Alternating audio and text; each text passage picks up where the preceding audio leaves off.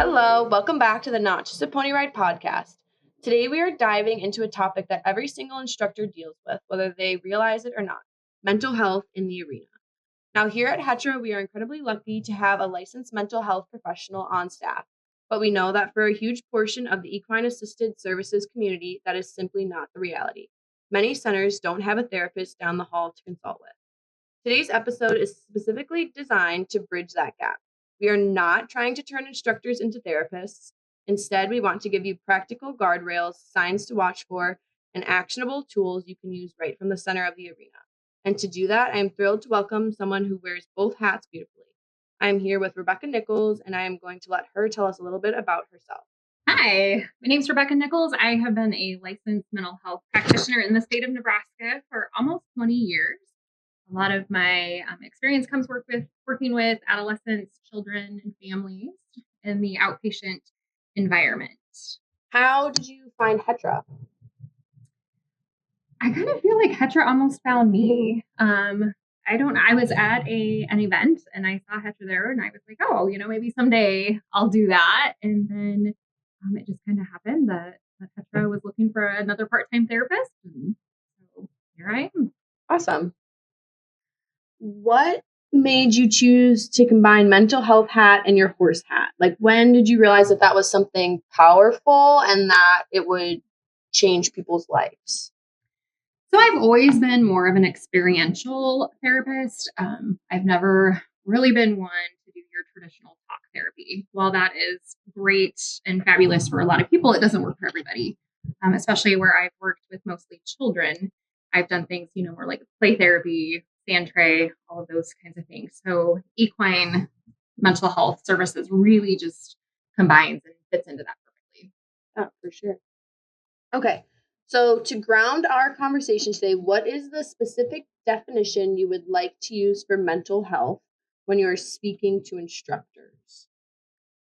So mental health is really how our brain and emotions affect the way we think, feel, and respond to the world around us. So our physical health can affect how someone rides. Our mental health can affect how a rider communicates or manages frustration, challenges. It affects how they build their confidence. Perfect. I like that. So we know horses are incredible, but what about them specifically that makes them such an empowering tool when we are working with mental health participants?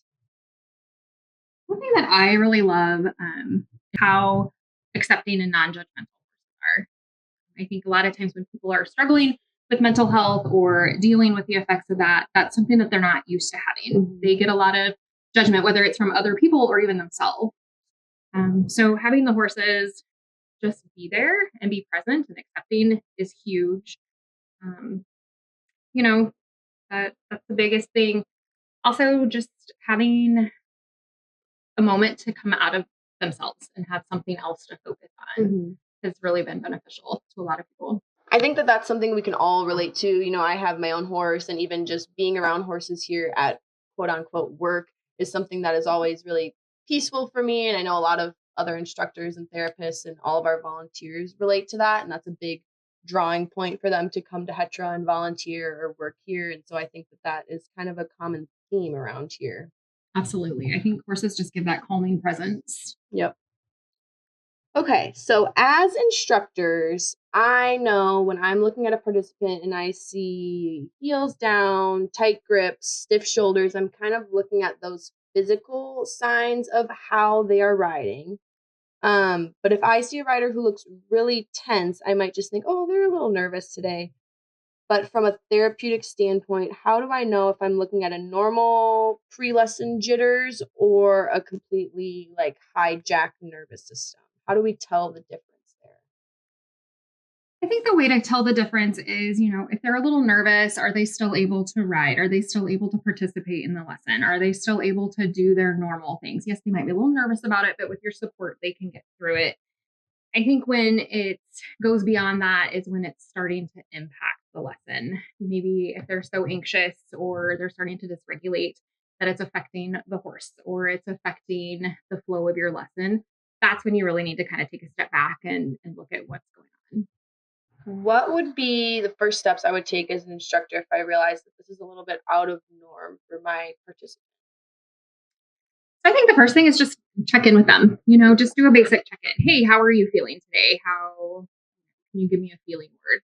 Or even have them identify like how they think their horse is feeling. Oftentimes, if somebody can't tell us how they're feeling, they might use the horse to kind of give that. If to you, the horse is looking completely calm, relaxed, but they're like, oh, it's terrified. That might give you a little insight as to how they're feeling. And I think that that's something that we can use vice versa. I feel like as an instructor, that's something that I use a lot when I'm checking in. Is I'll say, "Hey, your horse is looking a little nervous. How are you feeling?" And it's interesting to see if they're like, "Oh, I'm fine," or if they're like, "Yeah, I'm a little nervous too." So I think that can work both ways. Yeah, absolutely. In your upcoming webinar, you teach that anxiety can look like fight, flight, freeze, or fawn.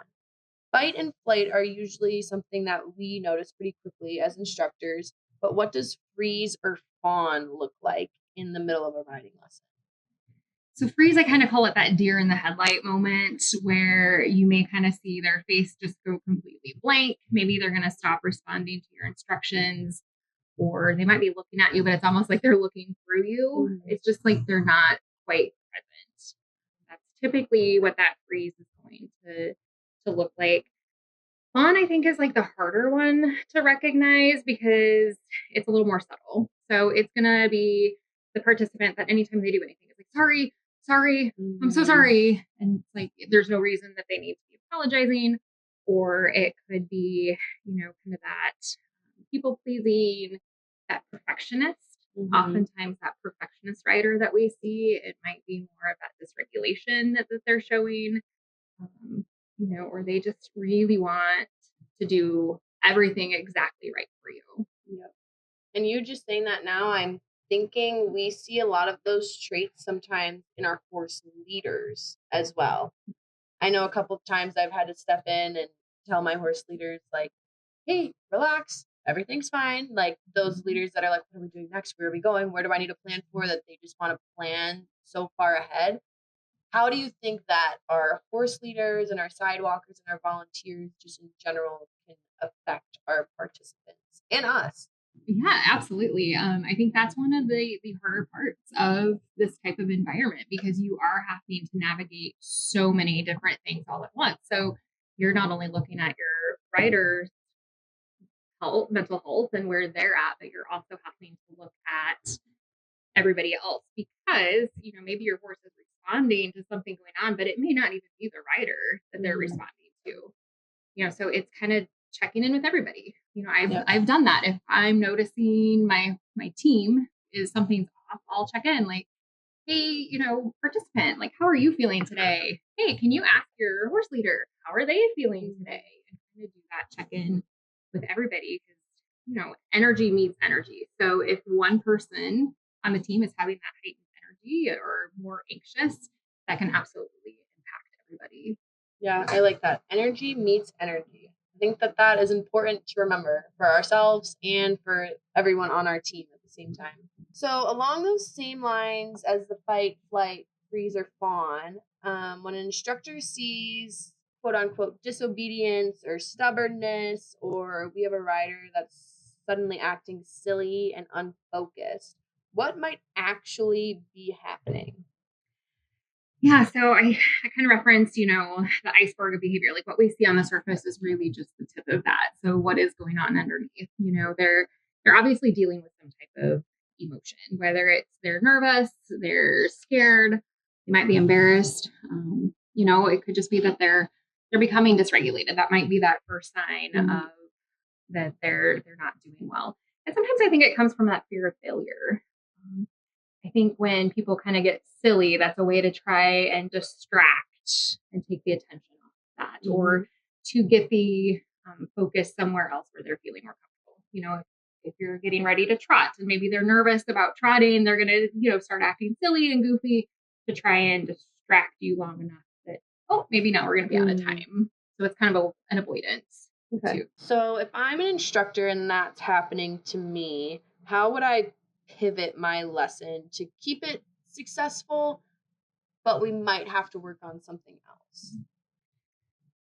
I think this is important whether you're working with somebody that is struggling with mental health or anxiety, whatever it might be anyway, that we have to remember that our agenda isn't always going to be the rider's agenda or even the horse's agenda that day. So being able to kind of pivot and focus on what they need in that moment and not what your lesson plan states that they need. Yes. I think that's something that is really valuable as an instructor is having a plan, but realizing more often than not, you're probably going to stray from or have to adjust that plan a little bit. I think being flexible as an instructor is one of the best traits that you could probably have. That might be something that they struggle with in their day-to-day life too. Especially somebody that really needs to know, we're going to do this, and this. Having them see you as the instructor being able to kind of pivot and be flexible, that can be really, helpful for them too, that it's okay. We all have to do it. Right. So talking about us as instructors, how much does our energy impact our riders? Like, what if one day I'm just not feeling it?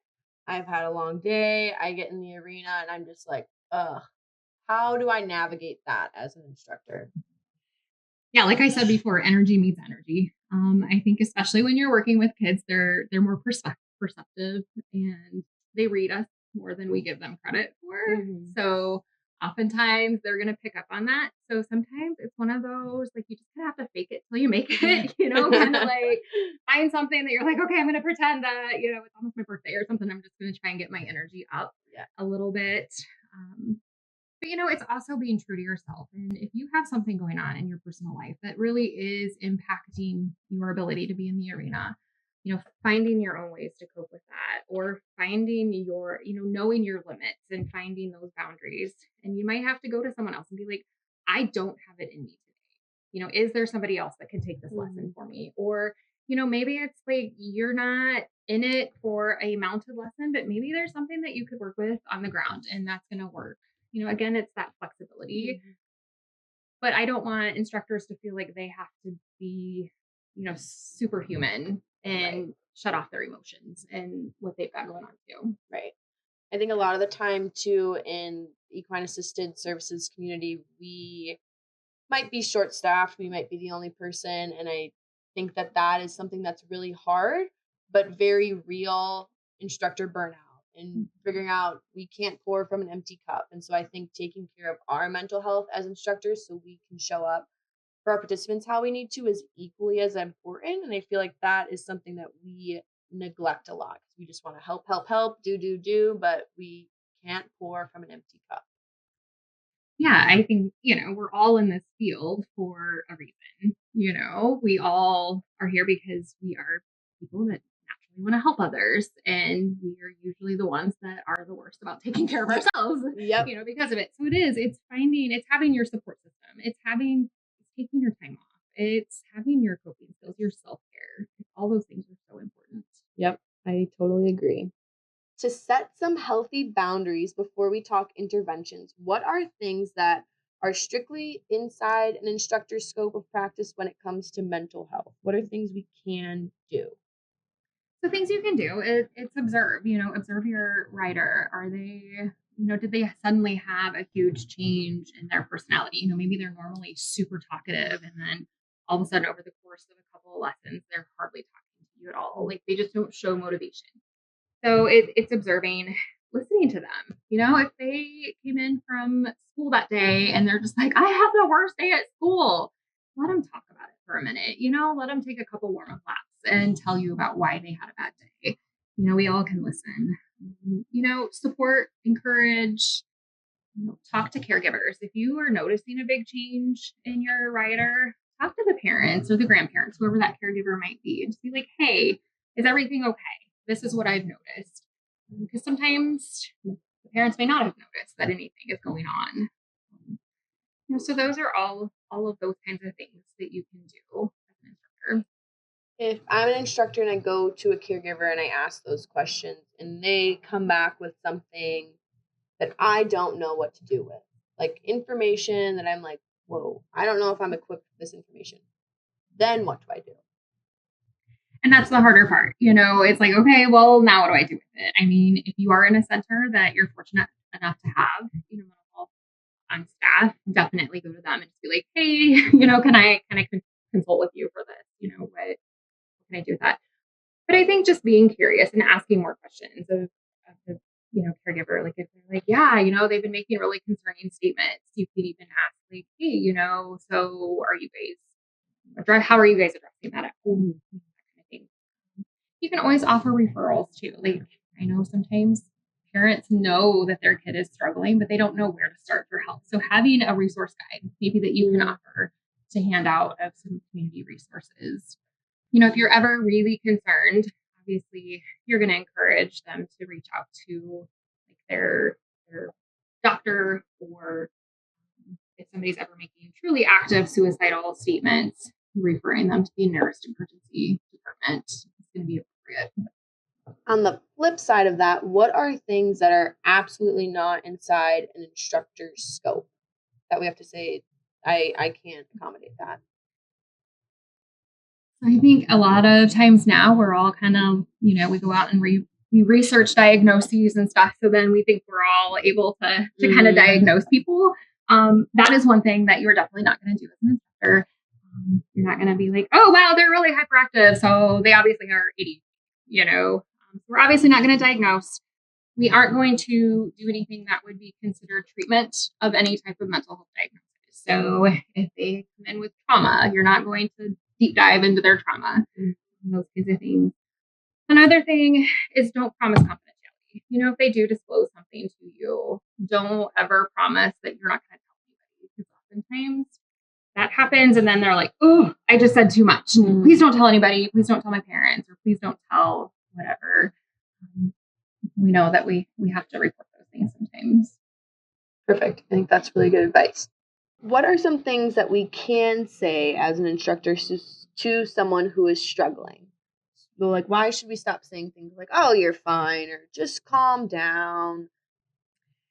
So I have yet to meet somebody that is dysregulated or having a hard time that's been able to calm down just because somebody tells them to. I wish it worked that way. That would be great. But I've yet to see it. But just telling somebody like, oh, you shouldn't feel like that, or calm down, it's very dismissive to how they're feeling. And while we may not understand why they're feeling that way about a situation, that doesn't mean that they aren't. So we really want to validate how they're feeling. Like, hey, I can see you're having a hard time. Or even just asking them, like, hey, what do you need right now?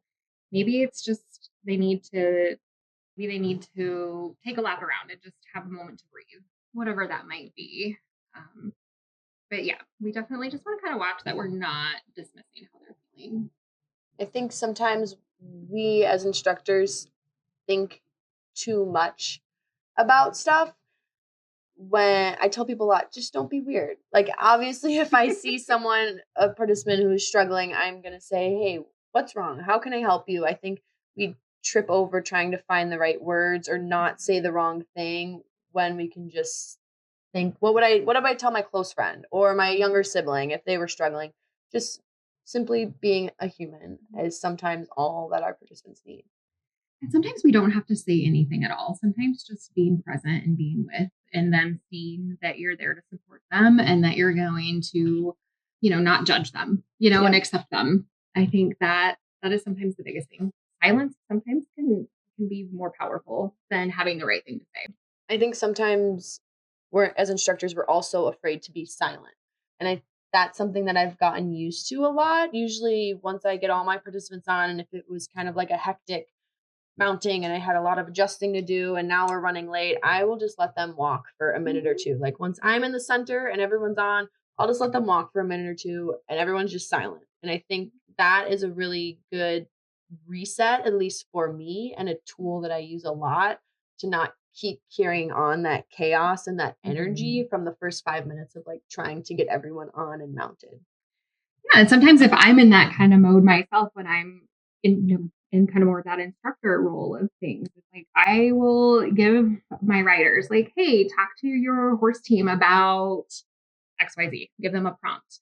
It works on their social skills of talking with their horse team, but also gives me a second to breathe. And sometimes for my more hyperactive or some of those more chatty participants, sometimes it's good to let them just have that couple of laps to just talk and get out whatever they want to talk I feel like we've talked a bit about anxiety, but depression shows up a little bit differently, often low energy, harsh self criticism. If a rider starts spiraling into negative self talk during a lesson, what is the best way for an instructor to navigate that? It's hard because you want to like not have them feel that way. You know, it's Mm, hard to see somebody feeling that way, but you're not going to convince them in that half hour, 45 minutes, hour, whatever time you have with them. You're not going to convince them suddenly that they're great and wonderful and all of that kind of thing. So I think just really focusing on their efforts that they are putting into things mm, versus the success. You know, if you give them a pattern to do, maybe they didn't do all the steps correctly, but they still tried. They put in the effort. So really praise that. Like, hey, I saw you working really hard there. Hey, I love how you didn't give up when that got hard. mm. And then also sometimes you're going to have to break those goals down into maybe smaller successes. Maybe they're not going to be able to do a 4-step pattern that day, but maybe they can do 2. You know, kind of finding where can they be successful, set them up for that. For sure. Yeah, I like that. Or saying things like, I saw how well you did those cones, like focusing on specific parts of the pattern that they did really Mhm. well. Or even if it's just, wow, you rode the whole time and you sat up tall. I Yeah. love that. That's great. I have to ask, what is your absolute favorite trick or go to tool to use in the arena when you have a participant who is having a hard time? One of my biggest go-tos is humor. I Hmm. think sometimes if you can just turn something into a joke or find some type of humor in it, it just relaxes people. Yep. And it just kind of reminds people that things, you know, we don't have to take things so seriously. One of my favorite things that I always say is life is too serious to take so seriously. So it's Yes. okay to find the humor in things. Um, Give choices is another one. You know, if somebody's really struggling, give them a choice of something. Sometimes having that control might be the only control they've had over their day or their life in that moment. Like, do you want to trot first or do you want to, you know, do the pattern first? Let them decide. And sometimes too, I think one that we don't think about again is just asking them what they need. You know, I oftentimes people can tell you, they just Yep. need somebody to offer. You know, I've worked with a kiddo once that was completely dysregulated. Multiple people around had tried to calm them down. And I walked up and I'm just like, hey, what do you need? And they were like, I just need a hug, you know? And so I'm like, okay, gave them a hug and they were fine. And off they went. You know, I think don't underestimate just asking somebody what they Yep. need. I like what you said about the humor too. I think as an instructor, we often set the tone, set the energy in the Mhm. arena. And I think when we're having fun and we're excited about the patterns, or we can laugh at what their horse just did, or a mistake we made while we were explaining the pattern, I think if we can laugh about stuff like that, it really lightens the mood of the arena. And I feel like I see our volunteers and our horses and everyone kind of relax, which is really cool to realize the weight we carry as an instructor, even. Because what you've done in that moment is you've set the tone that it is okay to make mistakes. It's Mhm. okay to have something not go as planned, and we're still going to kind of laugh and move on. Yep. All right. Lastly, for centers listening that don't have the luxury of having therapists on staff like we do at Hetra, what is your number one piece of advice for an instructor who may feel overwhelmed by the mental health needs of their students? Yeah. So unfortunately, you know, statistically, mental health diagnoses are on the rise and have been, you know, significantly over the last couple of years. So the chances of you having more and more writers that have a mental health need or component is going to increase. I think know your limits, know what you can handle, and know what you can't. Again, kind of having your own self care, ask for help when available, but also don't be afraid to either refer out to somewhere else that might be better equipped to manage what their needs are, or to even say no. Sometimes we're going to have to tell people no, which I know in this field is so hard to do because you want to help everybody. But if a writer's mental health is, you know, at such a place where it's not either safe for them to be in your environment, or you just don't have the bandwidth for it right now, it's okay to say no and give them some other resources that might be a good fit and let them know, like, hey, maybe go address this and then come back. Yep. I think that's an awesome piece of advice. Unfortunately, we can't all help everyone all by ourselves, but we use each other as resources and other communities. And I think that is equally as valuable, if not more. All right, Rebecca. Well, thank you for joining me today. That's all I got. Thank you. That's all for today. Don't forget to check the show notes below to get plugged in with us on our socials. This podcast is brought to you by Hetra University, the educational arm of the Heartland Equine Therapeutic Riding Academy in Gretna, Nebraska. Our mission is to deliver high-quality educational resources to the EAS community. To explore everything we have to offer, visit us at www.hetrauniversity.org. Thanks for hanging out with us. Until next time, keep changing lives one stride at a time.